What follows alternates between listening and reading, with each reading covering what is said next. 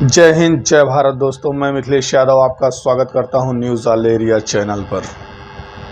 और अभी आप लोगों को बता दें कि 28 और 29 दो तारीखों को जून में, यानी कि 2 दिन बाद बकरा ईद का त्यौहार मनाया जाएगा,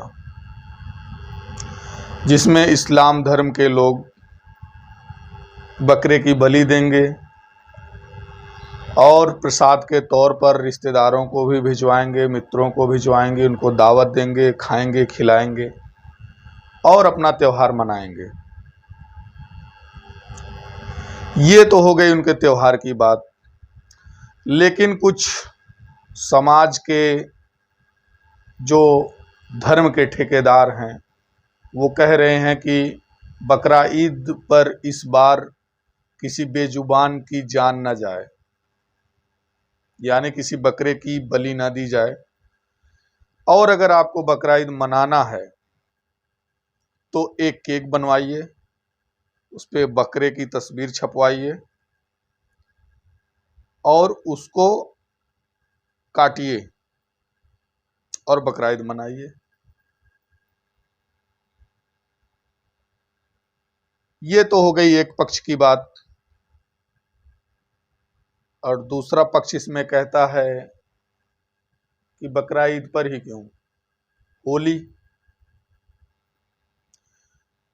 सबको मालूम है कि होली के दिन कितने बकरों की जान जाती है। अगर परसेंटेज की बात की जाए, 140 करोड़ लगभग इंडिया की जनसंख्या है, जिसमें 40 करोड़ के आसपास आंकड़ा लगाया जाता है कि इस्लाम धर्म के लोग हैं।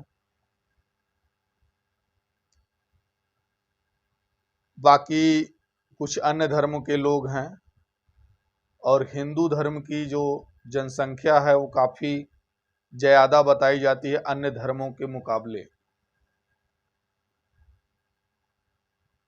तो ये तो सत्य है।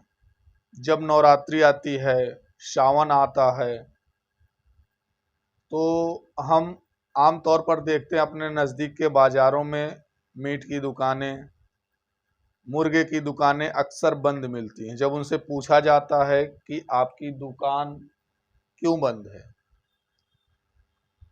तो वो लोग कहते हैं कि नवरात्रि चल रही है, बिकता नहीं माल, नुकसान होता है, इसलिए हम दुकान नहीं खोलते।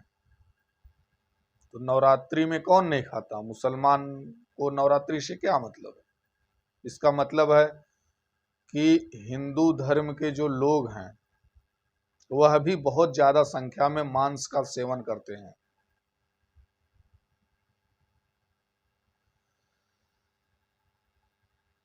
तो दोनों पक्षों की बात सुनी जाए तो सही है। और जो हमारे धर्म के सबसे टॉप पे रहे हैं कबीरदास जी, उनका एक कथन है, बुरा जो खोजन मैं चला, बुरा न मिलिया कोय, जो दिल खोजा आपने, मुझसा बुरा न कोय। तो अगर बुराई खोजनी है तो दूसरे के धर्म में न देखकर स्वयं के धर्म में देखा जाए। इस्लाम धर्म के लोग अपने धर्म की बुराइयों पर ध्यान दें, उसको सुधारने की कोशिश करें। हिंदू धर्म के लोग अपने धर्मों की बुराइयों को सुधारने की कोशिश करें, उन पर ध्यान दें। तो समाज में एक शांति व्याप्त रहेगी, जो सबसे ज्यादा उच्चतम श्रेणी की मानी जाती है। एक इंसान के जीवन में पैसे कितने हैं, उसका स्टेटस क्या है सामाजिक, उसका खान पान क्या है, पहनावा ओढ़ावा कैसा है, इससे ज़्यादा महत्व उसके जीवन पर पड़ता है कि उसकी मानसिक शांति किस लेवल पर है। अगर आप हमेशा अशांत रहते हैं किसी भी मामले को लेकर। धर्म का मामला हो, धन का मामला हो, पद प्रतिष्ठा का मामला हो,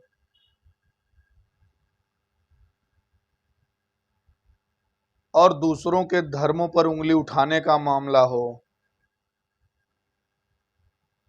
हमें क्या जरूरत है किसी के धर्म पर? अगर वो काटेगा, वो जीव हत्या करेगा, सही गलत का निर्णय वो नहीं ले पा रहा है, तो उसका भुगतान भी वही करेगा। कुछ हद तक हमें भी भुगतान करना पड़ेगा। क्यों? क्योंकि वातावरण में जब एक अहिंसक जीव अपनी उदंडता पर आता है तो कई लोगों को नुकसान पहुंचाता है। जिसमें एक कथन और कहा गया है कि जो जैसा खाएंगे अन्न वैसा होगा मन, और जैसा पिएंगे पानी वैसी होगी वाणी। तो नुकसान तो उठाना पड़ेगा। सोचना भी जरूरी है, समझाना भी जरूरी है, लेकिन तब जब सामने वाला समझने के लिए, आपकी बातों को सुनने के लिए तैयार हो, आपकी बात में सहमत होने के, उसके मानसिक जो विचार हैं वो सहमत हों। आप देखेंगे अगर अच्छा खासा रिश्ता किसी से है, वो दो अलग अलग धर्मों के लोगों के बीच में, तो उनके रिश्ते में विखंडन आता है, रिश्ता टूट जाता है। कारण आप कहते कुछ और हैं, वो समझता कुछ और है। या तो आप सही से उसे समझा नहीं पाते, या तो वो सही से समझ नहीं पाता। अगर हम अपनी व्यक्तिगत बात करें तो हमारे एक मित्र हैं जिनका मैं नाम यहाँ नहीं लेना चाहूँगा, जबकि ये भी गलत है, नाम लेना चाहिए। और वो समाज में काफ़ी पद प्रतिष्ठा रखते हैं, इस्लाम धर्म के हैं। हमने उनसे एक दिन कहा कि भाई साहब, ये जो बलि आप लोग लेते हैं, बकरे की बलि हो गई या मुर्गे को कसाई के यहाँ से कटवा कर खाना हो गया, तो ये कितने हद तक सही है? तो उनका एक तुरंत लहजा आया, आप जो खाते हैं क्या उसमें जान नहीं है? साग सब्जियों में जान नहीं है? वो चिल्लाते नहीं तो इसका क्या मतलब कि उसमें जान है ही नहीं? तो मैं कैसे समझाऊं? मैंने उनसे एक ही बात बोली कि जब हम साग सब्जियों को काटने जाते हैं तो वो चिल्लाते नहीं, वो एक दूसरे के पीछे नहीं दुबकते। लेकिन आप किसी भी कसाई के दुकान के सामने खड़े होकर और देखेंगे कि जब वो एक मुर्गे को पकड़ने के लिए हाथ आगे बढ़ाता है तो बहुत सारे मुर्गे उसमें दर्द से छटपटाते हैं, फड़फड़ाते हैं और वहां से भागने की कोशिश करते हैं। लेकिन उसका दायरा क्योंकि बहुत कम है, वो भाग नहीं सकते। उन्हें पता है कि हमें किस लिए पकड़ा जा रहा है।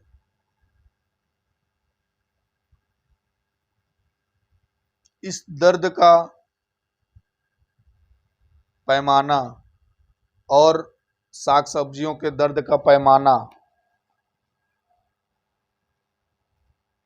एक समान है? आपको लगता है ऐसा?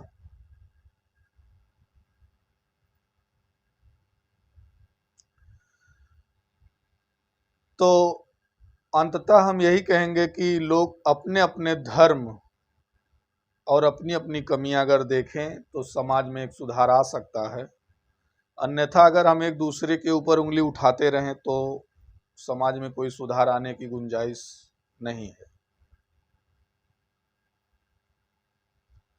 और एक दूसरे के प्रति मनमुटाव, छीटाकशी का भाव उत्पन्न होता रहेगा, समाज में अशांति बनती रहेगी। और जो सबकी मंशा होती है कि हम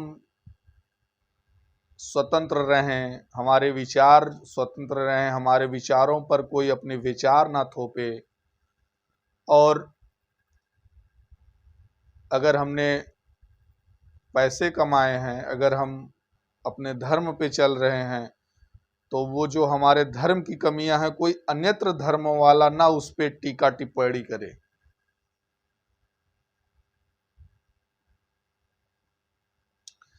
कहने के लिए सब सही कहते हैं, लेकिन जब बात अपने ऊपर आती है तब लोगों की बुद्धि भ्रमित हो जाती है।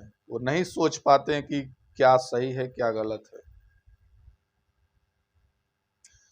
दूसरे के धर्म पे हम कह देंगे हाँ वो बकरा ईद पर बकरा काटना गलत है, लेकिन ये भी सत्य है।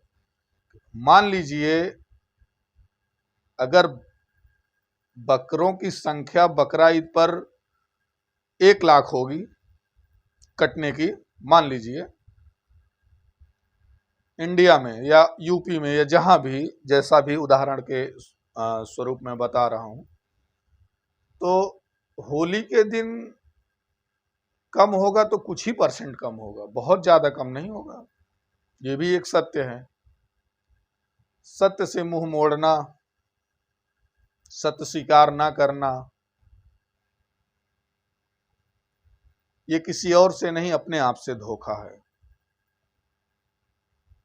लोग किसी और को नहीं बहकाते, खुद को बहकाते हैं। सबसे बड़ी उपलब्धि अगर जीवन की कुछ है तो वो है आपकी जो उम्र है, आपके उम्र के कितने परसेंटेज में आपका मन ज्यादातर शांत रहा है। शांति अशांति के कई प्रकार हो सकते हैं। अगर हम मान लीजिए अपने प्रोफेशन की बात करें, हम अपने काम की बात करें, वो अशांति, आपको कुछ उपलब्धि प्राप्त करनी है तो आप मेहनत करेंगे, उसका अलग दायरा है।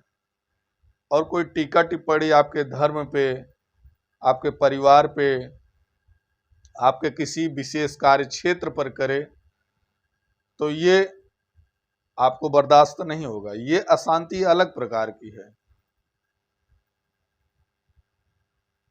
और इस बात का गौर हर धर्म के पक्षधर को करना चाहिए। ऐसा नहीं है कि केवल दूसरे के धर्म में कमियां खोजे, स्वयं में खोजे, सुधार होगा, समाज बदलेगा, समाज का विकास होगा, सभी सुखी होंगे। सर्वे भवन्तु सुखिनः, सर्वे सन्तु निरामया। इस तरह का एक श्लोक है जो मुझे पूरा याद नहीं आ रहा है, पढ़ा हूँ बहुत पहले। तो इसी के साथ मैं अपनी वाणी को विराम देता हूँ। जय हिंद, जय भारत।